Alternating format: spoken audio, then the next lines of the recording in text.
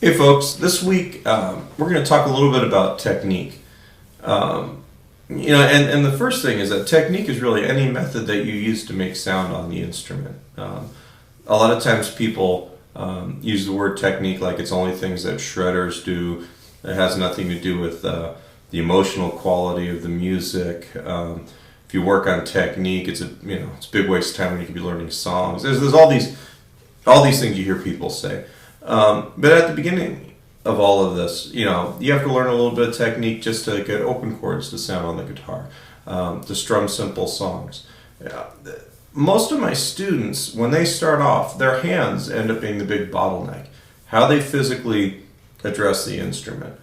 So I work on these things. How do you hold the pick? How does your fretting hand work on the neck? I've got a couple of videos in my General Guitar Concepts series. I might even post with this on the guitar forums alongside of it this week, talking about that part of it. And that's all very beginning technique. We're not talking about sweep picking, two-handed tapping, any of that kind of stuff. All it is basic sound generation on the instrument and being able to make your ideas sound clear and in time so that what comes out of the instrument actually sounds like what you've got in your head, in your mind's ear.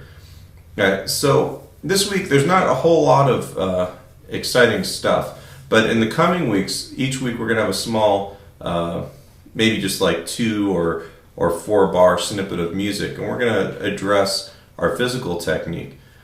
The biggest thing is that as you grow as a player, and most of the people that watch this podcast are people that have been playing for a while.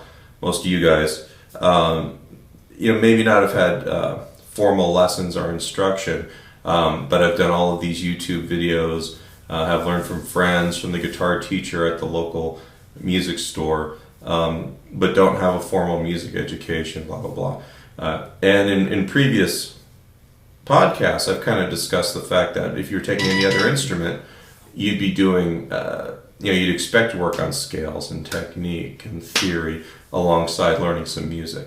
And with us, that ends up being a shortcut. So what I'm going to do in the upcoming weeks is just kind of get you rolling with a couple basic concepts, some simple musical ideas. They shouldn't be too difficult to play, but they'll give you kind of a platform to look at how your hands work with the instrument.